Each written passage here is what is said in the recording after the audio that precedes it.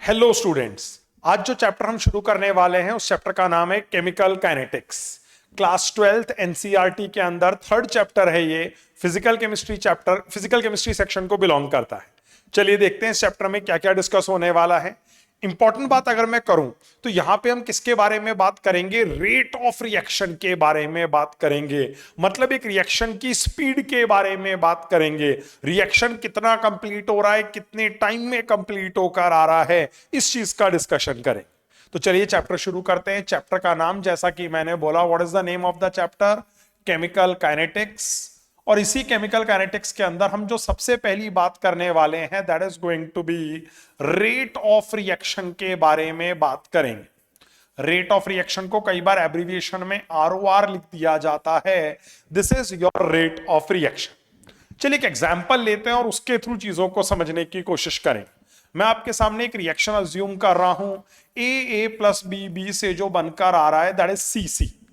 Small alphabet जो लिखे हुए हैं वो सारे स्टोइचोमेट्रिक कोफिशिएंट को बता रहे हैं। कैपिटल में जो लिखा हुआ है वो सारे रिएक्शन के अंदर इन्वॉल्व स्पीशीज को बता रहे हैं। ठीक है, अब देखिए रेट ऑफ द रिएक्शन यहां पे डिफाइन कैसे किया जाता है ये मैं आपको बताता हूं। They write the rate of the reaction as -1 upon A D A by D T is equal to -1 upon B D B by D T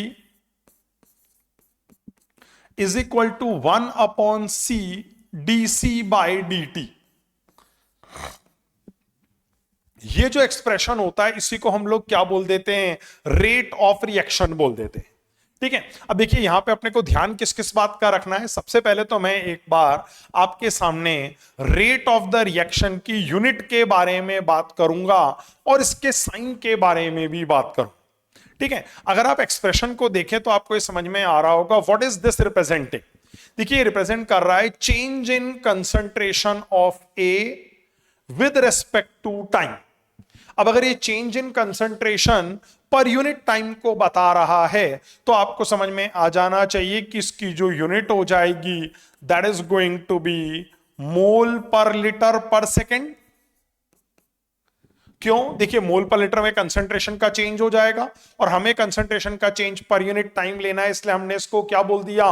mole per litre पर सेकंड के अंदर बोल दिया। अब एक बात और, हम चाहते हैं रेट हमेशा कैसी रहे? पॉजिटिव डिफाइंड रहे। इसीलिए देखिए मैंने रिएक्टेंट के साथ में एक नेगेटिव साइन लगा दिया है। क्यों? क्योंकि आपको पता है रिएक्टेंट की कंसंट्रेशन टाइम के साथ साथ कम होती जाएगी।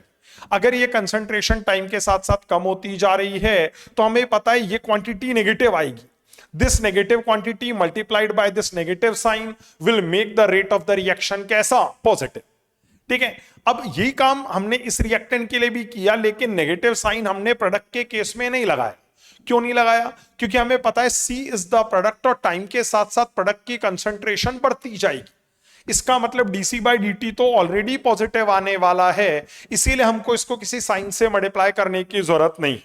तो what I am simply saying is rate of reaction का जो एक्सप्रेशन आता है वो इस तरीके का निकल कर आ रहा होता है। ठीक है, एक बात और ध्यान रखनी है यहां पे क्या कि इन इंडिविजुअल क्वांटिटीज को क्या क्या नाम दिया जाता है।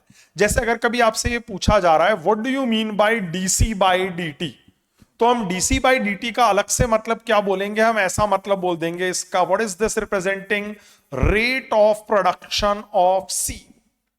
ऐसे अगर कोई पूछ रहा है आपसे कि what is dB by dt going to represent, तो हम बोल देंगे, देखिए बिना कोफिशिएंट के बात कर रहा हूं, बिना कोफिशिएंट की अगर हम बात करें तो हम B के लिए क्या बोल सकते हैं? हम ऐसा वर्ड यूज कर सकते हैं rate of consumption of B।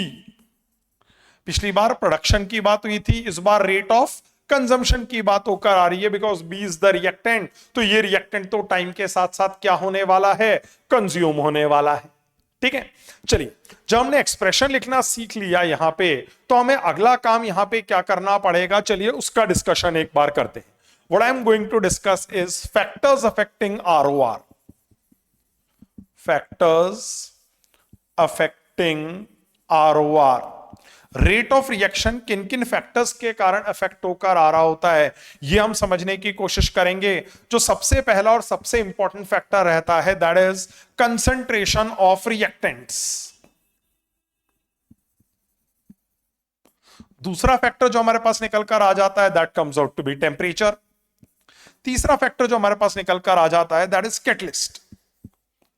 एक एक करके अपन फैक्टर्स के बारे में बातचीत शुरू करेंगे। पहला जो फैक्टर हमारे पास है उसी को पढ़ते हैं अभी। तो what is that? Effect of concentration of reactants, effect of concentration of reactants on ROR। इसको किस नाम से बुलाया जाता है? रेट लॉ के नाम से बुलाया जाता है। अब ये रेट लॉ क्या चीज है, चलिए एक बार समझने की कोशिश करते हैं। रेट लॉ क्या है? तो मैं ये बोल रहा हूं क्या, an experimentally determined relation, an experimentally determined relation relating concentration of reactants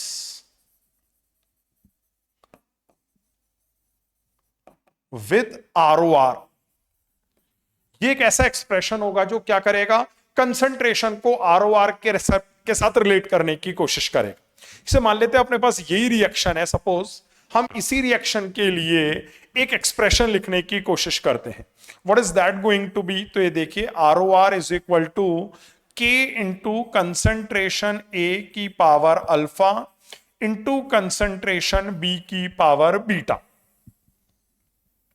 ये जो एक्सप्रेशन है ये बेसिकली क्या बताने वाला है? ये एक्सप्रेशन का नाम ही हमने क्या बोला है? रेट लॉ बोला है। अब देखिए ये एक्सप्रेशन कैसे ऑब्टेन होकर आता है? एक्सपेरिमेंटली ऑब्टेन होकर आ रहा होता है। पर अगर आप इस एक्सप्रेशन को देखेंगे तो आपको पता चल रहा होगा कि अलग अलग कंसंट्रेशन ऑफ रिएक्टेंट्स पे रेट ऑफ द रिएक्शन की वैल्यू क्या आने वाली है, यहां से अपने को ये पता चल जाएगा।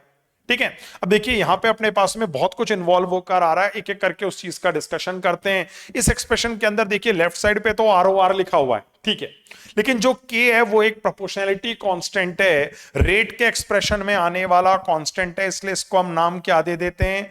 रेट कांस्टेंट दे देते हैं। इंपॉर्टेंट बात याद रखनी है अपने को, ओनली टेम्परेचर डिपेंडेंट।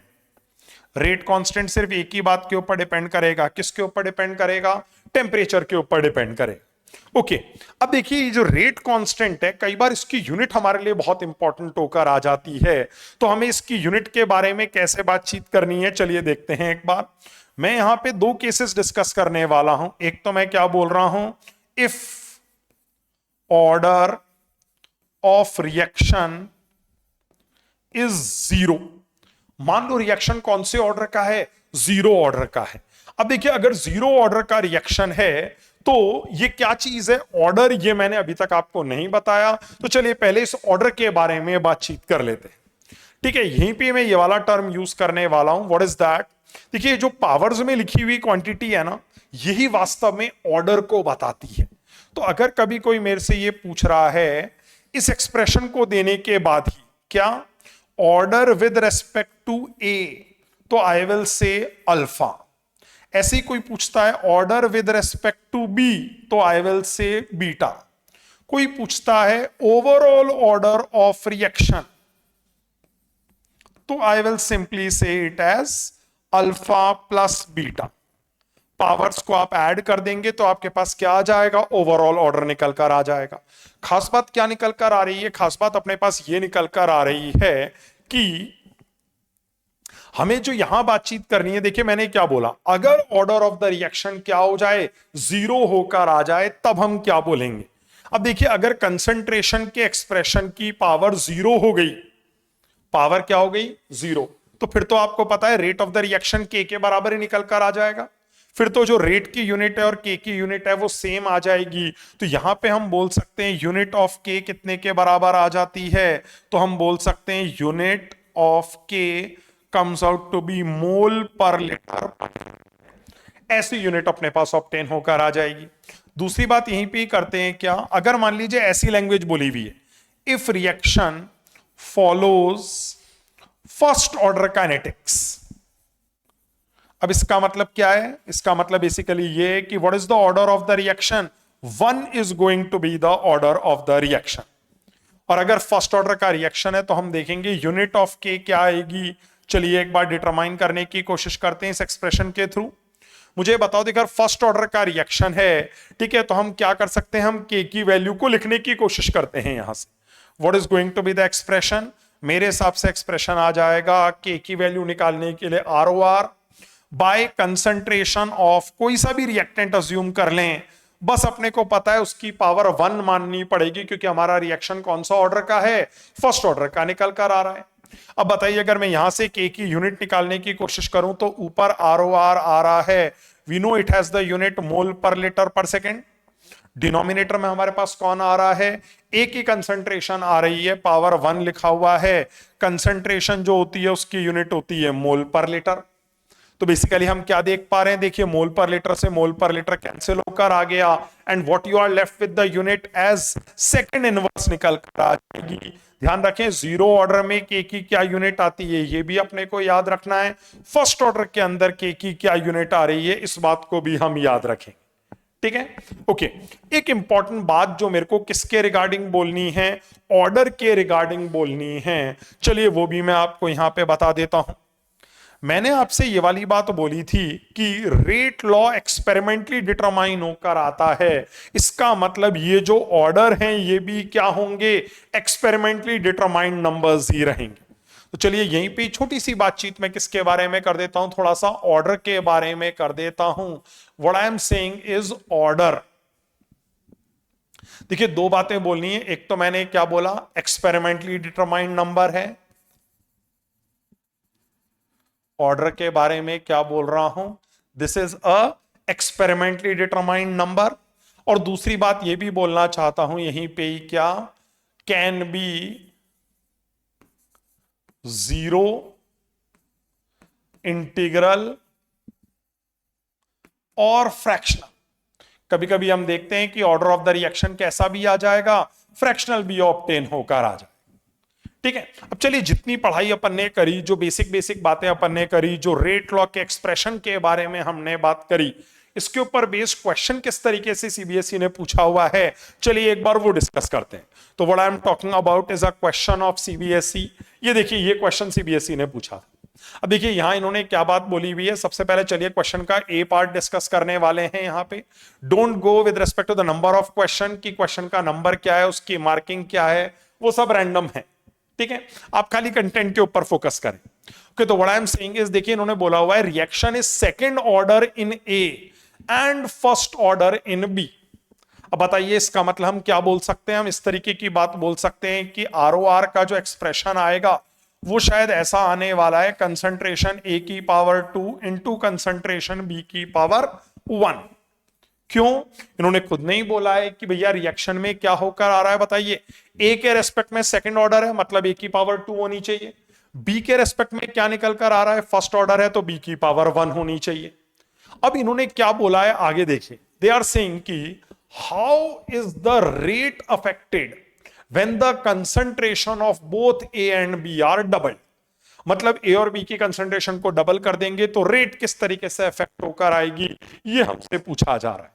तो what I am saying is, देखिए अपन मान लेते हैं कि इनिशियल कंसंट्रेशंस ये थी, तब रेट ऑफ द रिएक्शन इतनी निकल कर आ रही थी, let us call it R O R I, I मतलब इनिशियली। एंड अब मैं दूसरा एक्सप्रेशन लिखूंगा जिसके अंदर मैं क्या करने वाला हूं, आर ओ आर फाइनली के बारे में बात करने वाला हूं।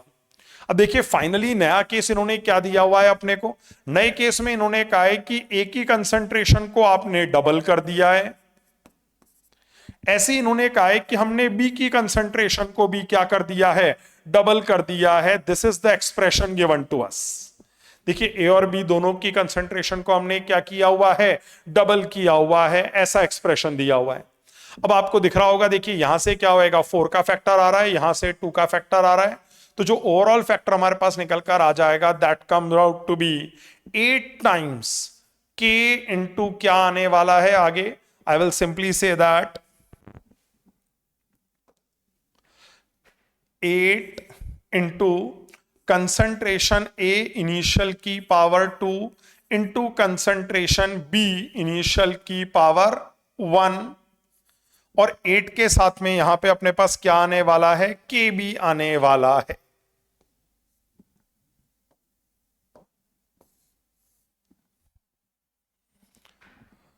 एक्सप्रेशन के अंदर साथ में कौन इन्वॉल्व होएगा, 8 और आगे आ रहा है k and this is the expression.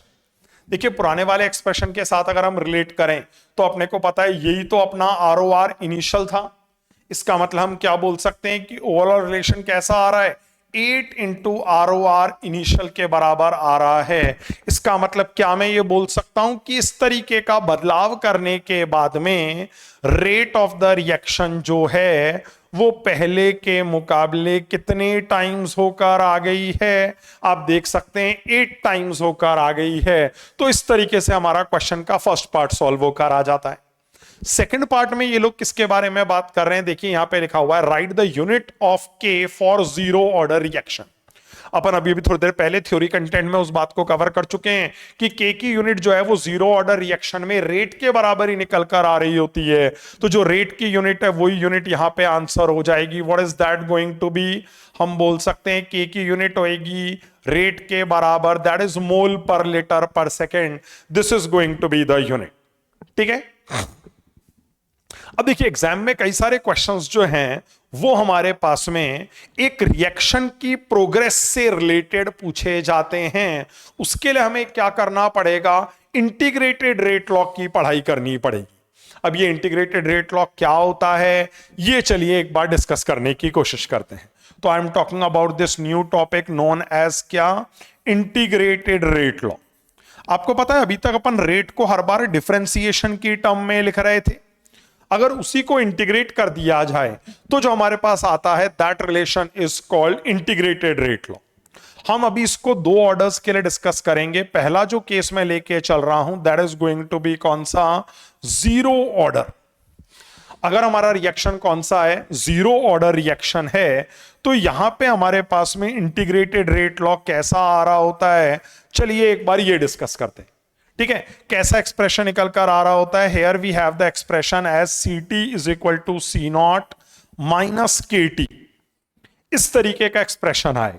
ठीक है, अब देखिए यहां पे हम क्या क्या चीजें बोल सकते हैं। देखिए एक्सप्रेशन तो अपने को याद रखना ही रखना है, एक्स्ट्रा बातें क्या क्या है, ये रिएक्टेंट की इनिशियल कंसंट्रेशन है, ये रिएक्टेंट की कंसंट्रेशन एट टाइम टी है। ठीक है, और टाइम की वैल्यू अगर आप यहां पे पुट कर देंगे, साथ में आप रेट कांस्टेंट से मल्टीप्लाई कर देंगे तो क्या आ जाएगा, टी टाइम पे कंसंट्रेशन ऑब्टेन होकर आ जाएगी। ये चीज अपने को यहां पे डिटरमाइन करनी है। ओके, अब देखिए इंटीग्रेटेड रेट लॉ तो ठीक है, अच्छी बात है, आप याद रख लेंगे। ध्यान किस चीज का और रखना है अपने को यहां पे, एक बार ये भी डिस्कस करते हैं। यहां पे कई क्वेश्चंस कभी कभी ग्राफ रिलेटेड आ जाते हैं या कई क्वेश्चंस हाफ लाइफ से रिलेट होकर आ जाते हैं। अब ये ग्राफ रिलेटेड क्वेश्चंस कैसे होंगे, हाफ लाइफ कैसी आएगी, चलिए ये डिस्कस करते हैं एक बार। मैं क्या करने वाला हूं, इसी एक्सप्रेशन को एक ग्राफ की फॉर्म में आपके लिए प्लॉट कर देता हूं। ग्राफ किस तरीके से प्लॉट होकर आएगा, देखिए यहां पे इन्होंने क्या लिखा हुआ है, this is concentration at time T. अगर हम चाहें तो इसे इस तरीके से भी लिख सकते हैं, क्या, आर टी। देखिए आर रिएक्टेंट को इंडिकेट कर रहा है और रिएक्टेंट की कंसंट्रेशन टी टाइम को यहां पे हमने प्लॉट कर दी। उसे हमने किसके साथ रिलेट करना है, टी के साथ रिलेट करना है, तो हमने ग्राफ में यहां प्लॉट कर दिया। यहां अपने पास सी नॉट लिखा हुआ है तो हमने ये बोला let us write it as क्या, आर नॉट।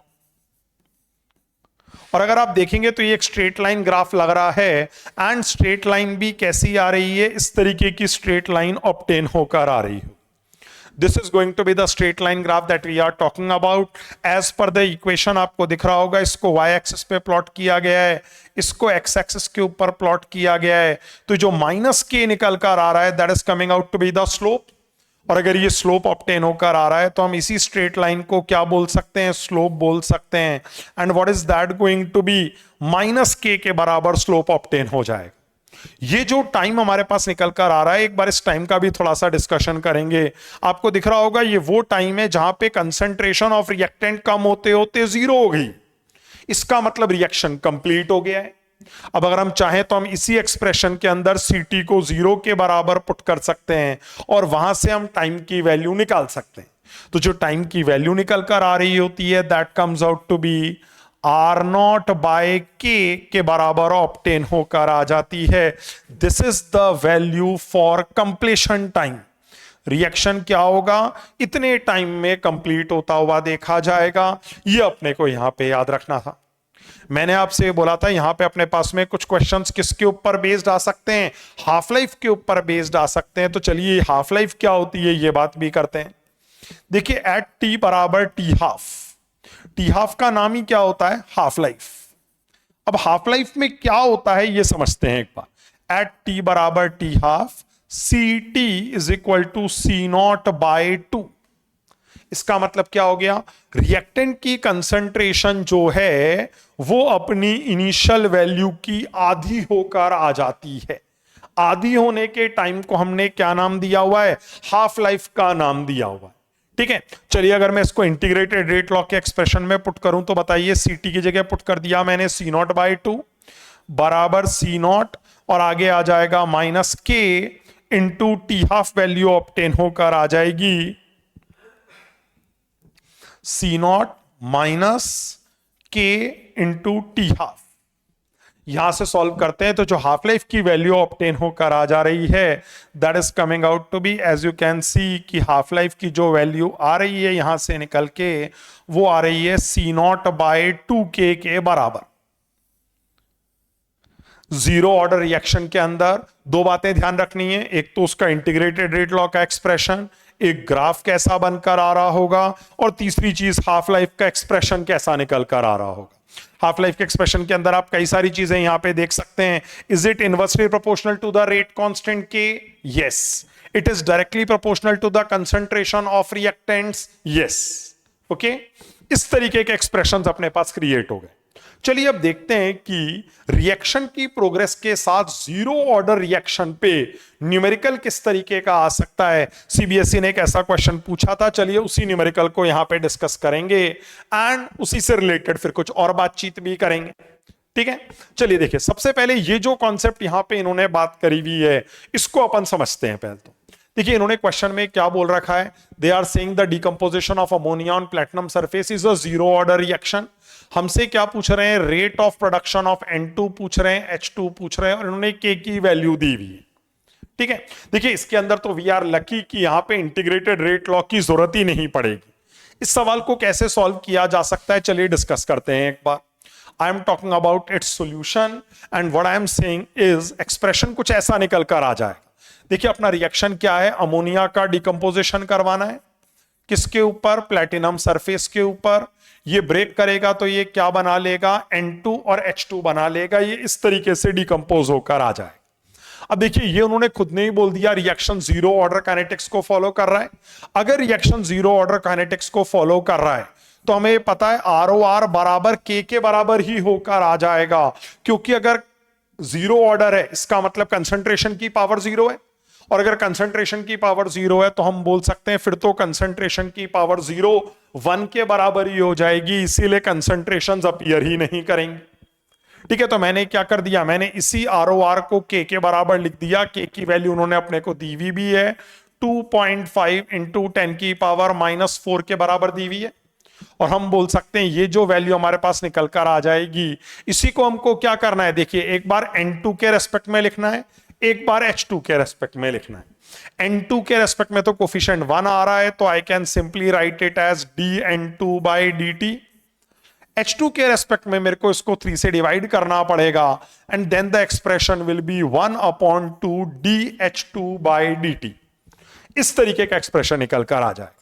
अब देखिए अगर ऐसा एक्सप्रेशन अपने पास ऑब्टेन होकर आ गया है तो व्हाट आई कैन सिंपली से इज, चलिए यहां से हम लोग क्या कर लेते हैं, जो हमको पूछा गया है उसकी वैल्यू डिटरमाइन कर लेते हैं। पहली चीज इन्होंने अपने से पूछी है rate of production of N2। क्या आपको लगता है rate of production of N2 तो सीधा dN2 बाई dt के बराबर ही लिख सकते हैं? ऐसा हमने डिस्कस भी किया था स्टार्टिंग में ही। अगर ऐसा है तो बताइए what is the value coming out to be 2.5 into 10 की पावर -4 एंड हम सीधा बोल देंगे वैल्यू क्या आ जाएगी, मोल पर लीटर पर सेकंड के बराबर आ जाएगी। एंड अगर हम दूसरी बात यहीं पे ही करें किसके regarding, rate of production of H2, तो आपको पता है इसी एक्सप्रेशन को हम बोल देंगे rate of production of H2। तो rate of production of H2 कितना होने वाला है, dH2/dt के बराबर होकर आएगा। और यही dH2/dt को अगर हम यहां से निकालने की कोशिश करें तो 3 को इधर मूव करना पड़ेगा, and the value is going to be 3 into 2.5 into 10 to the power -4, making the result equal to 7.5 into 10 की पावर -4 मोल पर लीटर पर सेकेंड। इस तरीके का एक्सप्रेशन हमारे पास आ जाएगा। N2 के रेस्पेक्ट में रेट इतनी निकल कर आ रही है, H2 के रेस्पेक्ट में रेट ऐसी ऑब्टेन होकर आ रही है। This is the value to be determined here. कौन सा रिएक्शन था, जीरो ऑर्डर का रिएक्शन था, इसीलिए रेट के एक्सप्रेशन में कहीं कंसंट्रेशंस आई ही नहीं, और हमने क्या कर दिया, सीधा इन्हें rate of production of products के बराबर लिख दिया है, अप्रोप्रिएटली स्टोइचोमेट्रिक कोएफिशिएंट्स को यूज कर लिया है। ठीक है, इस तरीके का क्वेश्चन आ सकता है आपके सामने, कौन सा, जीरो ऑर्डर के ऊपर बेस्ड। ठीक है, अभी देखिए ये रिएक्शन की प्रोग्रेस से रिलेटेड नहीं है, रिएक्शन की प्रोग्रेस से रिलेटेड मैं एक और क्वेश्चन अभी डिस्कस करने वाला हूं। ये देखिए एक बार, इस बार देखिए इन्होंने क्या बोला हुआ है। इन्होंने एक जीरो ऑर्डर रिएक्शन की बात पूछी है। ये रिएक्शन है, उसका क्या दिया हुआ है, रेट कांस्टेंट दिया हुआ है। आपको आपसे पूछा जा रहा है कितना टाइम लगेगा, देखिए हाउ लॉन्ग, मतलब टाइम कितना लगेगा रिएक्टेंट की कंसंट्रेशन को यहां से यहां तक पहुंचने के लिए, यही हमसे सवाल पूछा हुआ है। अब देखिए सबसे पहले सवाल के अंदर हमको क्या करना है, तो हम यहां पे इंटीग्रेटेड रेट लॉ लिखेंगे। What is that, Ct is equal to C0 minus KT। ये जीरो ऑर्डर का एक्सप्रेशन होता है। अब आप बताइए हमने क्या बोला था, कंसंट्रेशन कितनी लानी है, 0.075 के बराबर लानी है। कहां से शुरू करते हुए, 0.1 से शुरू करते हुए। आगे क्या आ जाएगा, -KT निकल कर आ जाएगा। KT की वैल्यू कैसे लिखी जा सकती है, K is the rate constant given to you as 0.003, और इनटू क्या आ जाएगा, T निकल कर आ जाएगा। What is T, T is the time. यही टाइम आपको क्वेश्चन के अंदर डिटरमाइन करना है। अब से पूछा भी गया है ना, देखिए यहां पे हाउ लॉन्ग मतलब टाइम को डिटरमाइन करना है। टाइम इस तरीके से डिटरमाइन हो जाएगा, सॉल्व कर लेंगे तो टाइम की वैल्यू आ जाएगी किसमें, सेकंड्स के अंदर निकल कर आ जाएगी, क्योंकि यहां पे भी आप देख रहे हैं यूनिट जो आ रही है उसमें कौन इन्वॉल्व है, सेकंड्स इन्वॉल्व। तो कितने सेकंड में कंसंट्रेशन यहां से यहां तक पहुंचेगी, इतने सेकंड में पहुंचेगी। डायरेक्ट इंटीग्रेटेड रेट लॉ के ऊपर सवाल था, काफी इजी क्वेश्चन बोला जा सकता है। अब देखिए ये जो बातचीत अपन ने करी, ये जीरो ऑर्डर के रेस्पेक्ट में थी और ये काफी आसान बातचीत थी। अब हमें थोड़ी बातचीत किसके बारे में करनी पड़ेगी, फर्स्ट ऑर्डर के बारे में बातचीत करनी पड़ेगी। चलिए एक बार वो डिस्कस करते हैं। फर्स्ट ऑर्डर के रिएक्शंस की अगर हम बात करें तो एक तो अपने को ये याद रखना होता है कि यहां जो इंटीग्रेटेड रेट लॉ आता है, Ct is equal to C0 e की पावर -KT, इस तरीके का रिलेशन लिखा जाता है। कैलकुलेशंस आसान नहीं होती हैं यहां पे, इसीलिए हम लोग क्या करेंगे, इसको थोड़ा सा मॉडिफाई करके एक नया रिलेशन भी लिखने की कोशिश करेंगे। What is that going to be, K is equal to 1/T ln C0 by CT। Again L N के कैलकुलेशंस भी कई बार बहुत ज्यादा कंफर्टेबल नहीं होते, इसीलिए हम इसको लॉग में भी चेंज कर लेंगे, and we change it into log. तो एक्सप्रेशन कुछ इस तरीके का आ जाता है, K is equal to 2.303 over T log to the base 10 C0 by CT। देखिए बेसिकली ये तीनों जो एक्सप्रेशंस अपने पास निकल कर आ रहे हैं, ये सब इंटीग्रेटेड रेट लॉ के ही expressions. What is this, this is your integrated rate law which is being talked about here. Calculation सबसे आसान इस केस में रहेंगे, तो हम इसी को ज्यादा फॉलो करने वाले हैं। ठीक है, अब जैसा कि मैंने आपसे बोला भी था कि ग्राफ बेस्ड क्वेश्चन भी आ सकता है, हाफ लाइफ के ऊपर बेस्ड क्वेश्चन भी आ सकता है। तो चलिए एक बार उसी क्वेश्चन का डिस्कशन करते हैं यहाँ पे। ठीक है, क्वेश्चन किस तरीके से अपीयर होकर आ सकता है, let us talk about that. तो सबसे पहले मैं क्या करने वाला हूं, एक ग्राफ प्लॉट करने वाला हूं। रिएक्टेंट की कंसंट्रेशन R फॉर्म में हमने लिख दी, यहां हमने लिखा हुआ है देखिए RT। मैं जो भी यूज करने वाला हूं that is going to be ln RT को मैं क्या करूंगा, T के साथ प्लॉट करूंगा। अगर आप इसी एक्सप्रेशन को थोड़ा सा मैथमेटिकली रीअरेंज करें तो इक्वेशन कुछ तरीके की निकल कर आ जाती है। You get the relation as ln CT is equal to ln C0 minus KT। कुछ तरीके का एक्सप्रेशन बनकर आ जाएगा। अब देखिए यहां पे अपन क्या बोल सकते हैं कि इसको इन्होंने y एक्सिस के ऊपर प्लॉट किया हुआ है, ये अपने पास x एक्सिस के ऊपर प्लॉटेड है।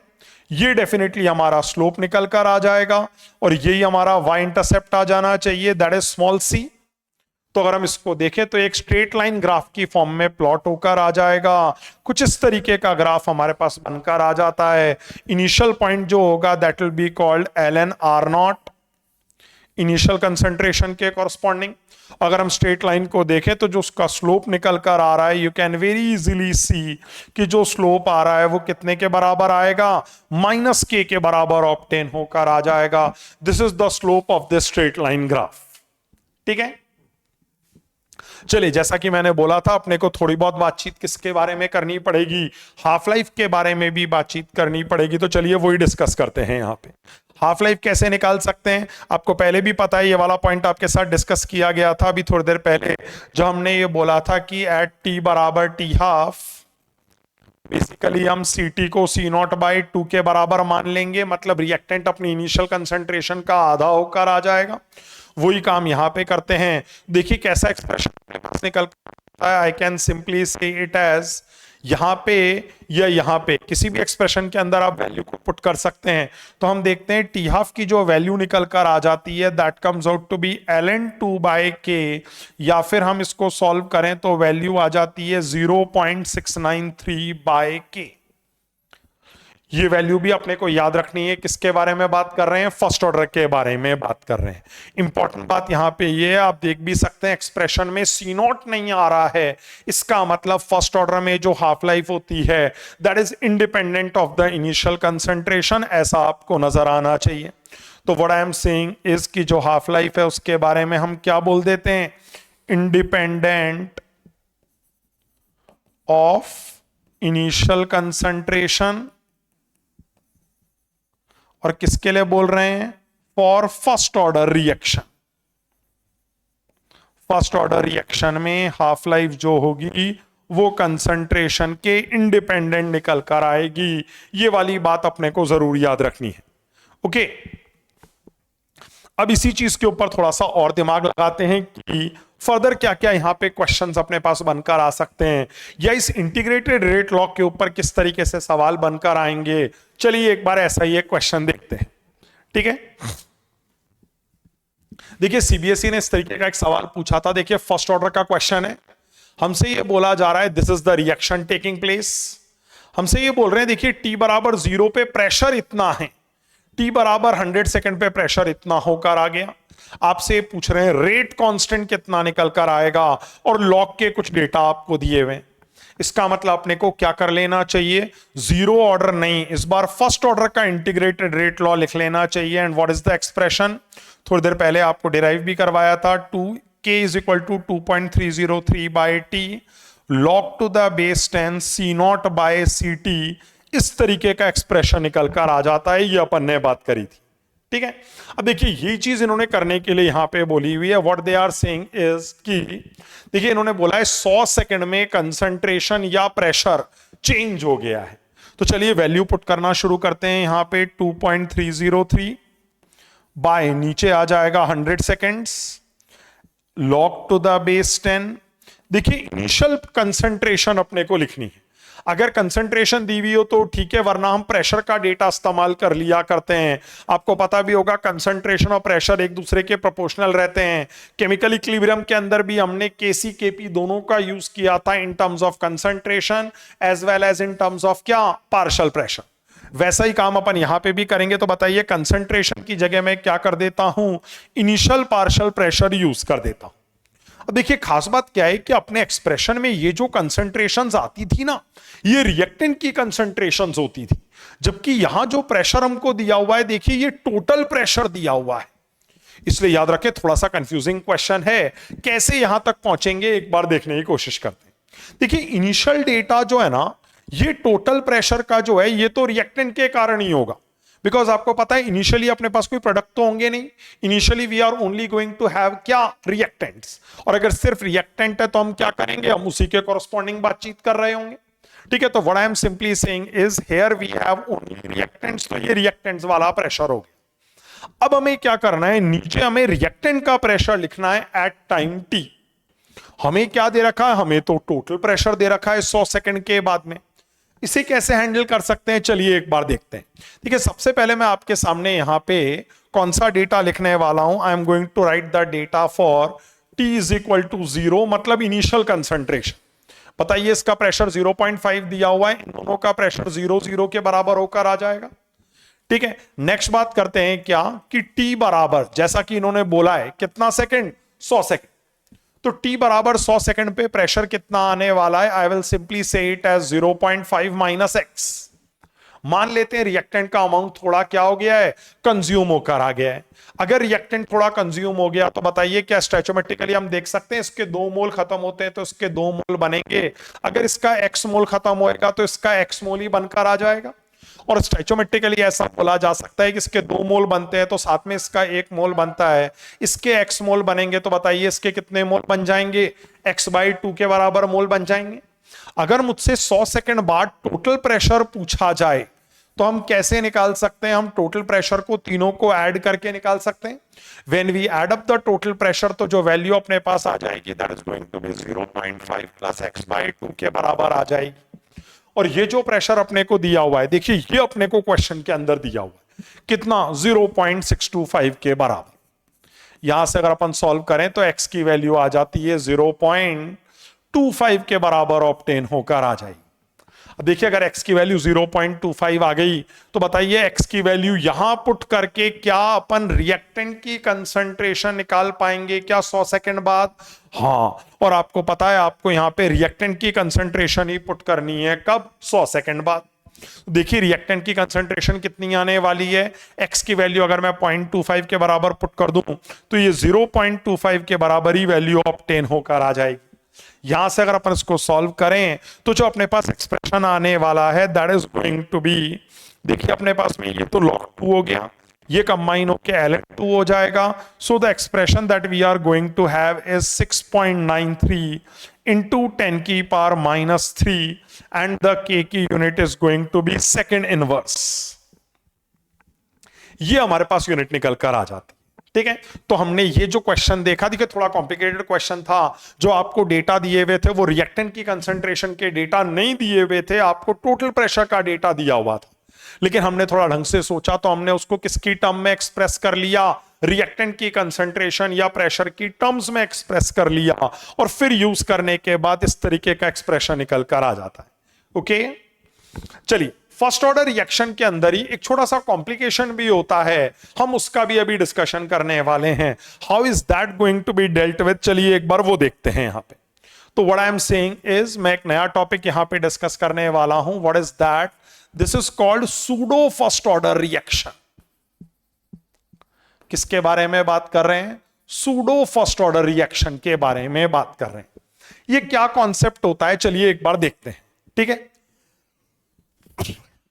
सॉरी, मान लीजिए अपने को जो यहां पे एग्जाम्पल के रूप में मैं आपके सामने एक रेट लॉ लिख रहा हूं। ये देखिए एक बार, मान लो अपने को एक रिएक्शन का रेट लॉ इस तरीके से दिया हुआ है, ROR is equal to K into concentration A की पावर 1 इंटू कंसंट्रेशन B की पावर 1। सपोज ऐसा रेट लॉ दिया हुआ है।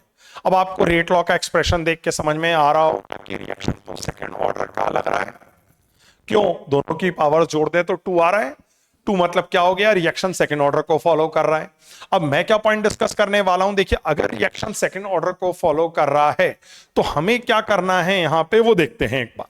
मैं आपको एक कंडीशन दे रहा हूं, what is that, if B0 is बहुत बहुत ज्यादा एज कंपेयर टू A0।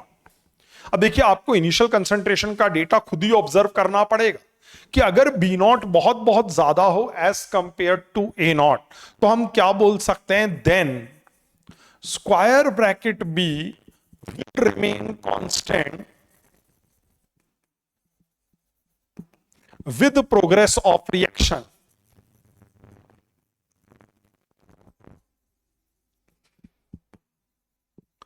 क्यों, क्योंकि B बहुत ज्यादा कंसंट्रेशन में है, इसीलिए अगर उसका थोड़ा बहुत अमाउंट खत्म भी होकर आएगा तो हम बोल सकते हैं उसकी कंसंट्रेशन में कोई सिग्निफिकेंट चेंज आने वाला नहीं है। We can almost assume its concentration to remain the same. अब देखिए अगर B कांस्टेंट रह गया और K तो होता ही कांस्टेंट है, तो हम चाहें तो हम क्या कर सकते हैं, इन दोनों को कंबाइन करके एक नया कांस्टेंट लिख सकते हैं। तब हमारा जो एक्सप्रेशन आ जाएगा that is going to be ROR is equal to K dash into concentration A की पावर 1। इस तरीके का एक्सप्रेशन निकल कर आ जाएगा। अब देखिए रिएक्शन कौन सा ऑर्डर फॉलो कर रहा है, फर्स्ट ऑर्डर फॉलो करने लग गया। तो सेम रिएक्शन जो पहले सेकंड ऑर्डर फॉलो कर रहा था, अंडर गिवन कंडीशंस वो क्या फॉलो कर रहा है, फर्स्ट ऑर्डर काइनेटिक्स को फॉलो करने लग गया है। Such reactions are called pseudo first order reactions. इसका कोई एग्जांपल भी अपन देखेंगे अभी थोड़ी देर बाद में, लेकिन आपको ध्यान ये रखना है यहां पे। चलिए सूडो फर्स्ट ऑर्डर रिएक्शन तो हो गया, ठीक है। ये जो कांस्टेंट अपने पास आया है के डैश, इसके बारे में भी बात करेंगे। बताइए क्या ये के डैश वास्तव में के इंटू कंसंट्रेशन ऑफ बी है क्या? मैंने कहा भी था इन दोनों को कंबाइन करके आपको क्या करना है, नया रेट कांस्टेंट डिफाइन करना है। मैंने वही डिफाइन कर दिया है, ठीक है। और ये जो के डैश आ रहा है इसी को क्या बोलते हैं, this is known as pseudo first order rate constant. Pseudo first order rate constant, ये किसको बुलाया जा रहा है, के डैश को बुलाया जा रहा है, ठीक है। देखते हैं सीबीएसई ने इसके ऊपर कैसा क्वेश्चन पूछा था 2025 के अंदर। Let us talk about that question. तो जो सवाल आपको यहां पे दिया हुआ है, देखिए ये क्या बात कर रहे हैं। इन्होंने असर्शन दिया हुआ है, what they are saying is hydrolysis of an ester follows first order kinetics. और फिर कह रहे हैं क्या concentration of water does not altered much during the reaction. अब देखिए यहां पे होता क्या है, वैसे आपको ये बताऊं असर्शन भी सही है, रीजन भी सही है, और जो एक्सप्लेनेशन है यहां पे ये भी सही निकल कर आ रहा है, ठीक है। इसको किस तरीके से समझना था एक बार ये भी देखते हैं। देखिए बेसिकली अपने पास में यहां पे आरओआर का जो एक्सप्रेशन होता है वो होता है के इंटू एस्टर की कंसंट्रेशन की पावर 1 इंटू पानी की कंसंट्रेशन की power 1। This the actual expression of क्या, रेट ऑफ रिएक्शन। अब देखिए यहां पे मैंने क्या बोला, हमें पता है वाटर इज सॉल्वेंट और इसकी कंसंट्रेशन बहुत बहुत ज्यादा होने वाली है। और अगर कंसंट्रेशन बहुत बहुत ज्यादा है तो बताइए हम इसको ऑलमोस्ट कांस्टेंट मान सकते हैं।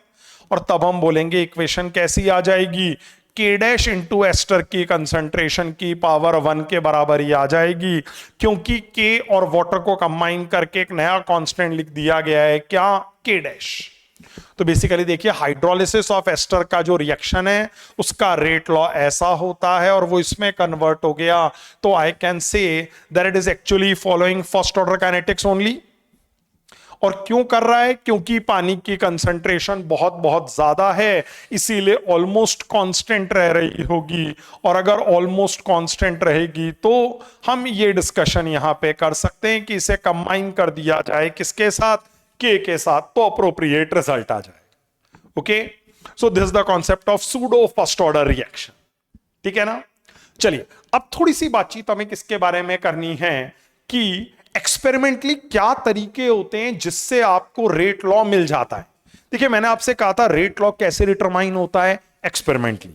अब हम क्या करना चाह रहे हैं, उन एक्सपेरिमेंट्स को पढ़ना चाह रहे हैं जिससे हमें क्या पता चलेगा, रेट लॉ पता चलेगा, ठीक है। चलिए इसको एक क्वेश्चन के थ्रू समझने की कोशिश करते हैं। देखिए ये क्वेश्चन है सीबीएसई ने पूछा था एंड इस क्वेश्चन के थ्रू हम चीजों को डिसाइड करें, ठीक है। देखिए यहां पे आपको क्या है, कुछ एक्सपेरिमेंटल डेटा दिए हुए। देखिए इससे पहला एक्सपेरिमेंट है, इसमें क्या बोल रहे हैं वो, ए की कंसंट्रेशन इतनी थी, बी की कंसंट्रेशन इतनी थी और रेट इतनी थी, ओके। अब देखिए सेकंड डेटा को ऑब्जर्व करते हैं। सेकंड एक्सपेरिमेंट में क्या बोला हुआ है, देखिए ए की कंसंट्रेशन डबल हो गई, बी तो उतना की उतना रहा और रेट भी डबल हो गई, if you can see that. तो मुझे ये बताइए क्या आपको ऐसा नजर आ रहा है क्या, ए डबल्ड से आपको ये भी दिख रहा होगा रेट डबल्ड। इसका मतलब बताएं क्या आपको ऐसा फील हो रहा है क्या कि आरओआर के एक्सप्रेशन में ए की कंसंट्रेशन की पावर 1 आनी चाहिए ताकि हम ये बोल पाए ए को डबल करने पे रेट ऑफ द रिएक्शन भी क्या हो जाएगा, डबल होता हुआ देखा जाएगा। चलिए दूसरी बात देखते हैं यहां पे। एंड अब देखिए थर्ड वाले डेटा को देखता हूं मैं। देखिए ए की कंसंट्रेशन सेम रखा है, इस बार उन्होंने बी की कंसंट्रेशन को डबल कर दिया। और बताइए बी की कंसंट्रेशन डबल करने पे we can see that the rate of the reaction is remaining the same. इसका मतलब बी की कंसंट्रेशन चेंज करने से रेट के कोई चेंज नहीं आ रहा है। इसका मतलब बताइए क्या हम ये बोल सकते हैं कि बी डबल्ड उसके कारण हम क्या देख पा रहे हैं, इंप्लाइज रेट अनचेंज्ड, रेट में कोई बदलाव ही नहीं आ रहा है।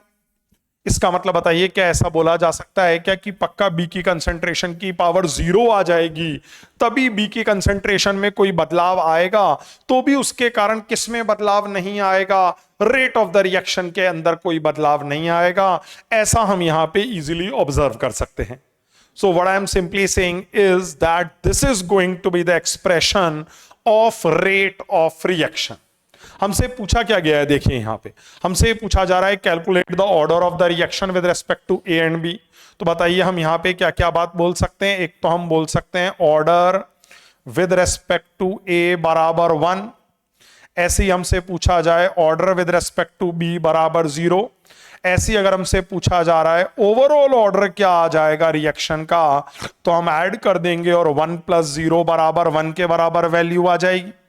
अब देखिए इस क्वेश्चन के अंदर हमसे एक और चीज पूछी हुई है, क्या, determine rate constant of reaction. अब ये रेट कांस्टेंट ऑफ रिएक्शन कैसे निकालेंगे, तो देखिए इसी एक्सप्रेशन के अंदर हम फर्स्ट एक्सपेरिमेंट का डेटा पुट कर देते हैं। बताइए फर्स्ट एक्सपेरिमेंट में रेट कितनी आ रही थी, 5 × 3, ये मैंने पुट कर दिया। के तो हमें निकालना है। बताइए पहले रिएक्टेंट की कंसंट्रेशन कितनी थी, 0.01 की पावर 1। दूसरी कंसंट्रेशन क्या है, 0.01 की पावर 0। अगर यहां से सॉल्व करेंगे तो आपको दिख रहा होगा कि आपके पास में के की वैल्यू ऑब्टेन होकर आ जाएगी। Is K the rate constant which is suppose to be determined, yes. तो हम देख सकते हैं के की जो वैल्यू हमारे पास आ रही है that comes out to be 0.5 और रिएक्शन फर्स्ट ऑर्डर काइनेटिक्स को फॉलो कर रहा है। तो जो के की यूनिट हमारे पास निकल कर आएगी, यहां पे देखिए टाइम मिनट में दिया हुआ है, इसीलिए के की जो यूनिट आने वाली है वो 0.5 पर मिनट के बराबर आ जाएगी। अपन ने पिछले केसेस में पर सेकंड देखा था, लेकिन यहां जो वैल्यू आ रही है वो पर सेकंड नहीं, कैसी आएगी, पर मिनट ऑब्टेन होकर आ रही होगी। ठीक है, चलिए ऐसा ही क्वेश्चन अगर कोई और देखने को मिल जाए, कोई और एक्सपेरिमेंट पता चल जाए जिससे रेट ऑफ द रिएक्शन पता चल जाता है, तो देखते हैं एक बार। Let us see one more question here. देखिए ये एक सवाल उन्होंने दिया हुआ है, ये कह रहे हैं रिएक्टेंट ए है, ये एक डिकम्पोजिशन रिएक्शन अंडरगो कर रहा है और आपको क्या नजर आ रहा है, देखिए अलग अलग टाइम के साथ एक ही कंसंट्रेशन चेंज होती हुई दिख रही है।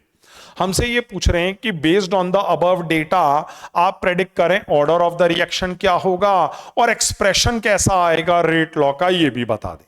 ठीक है, अब देखिए अगर आप यहां पे इस कंसंट्रेशन के ऊपर ध्यान देंगे ना, तो मुझे बताइए देखिए एक ही कंसंट्रेशन आधी हो गई क्या, यस।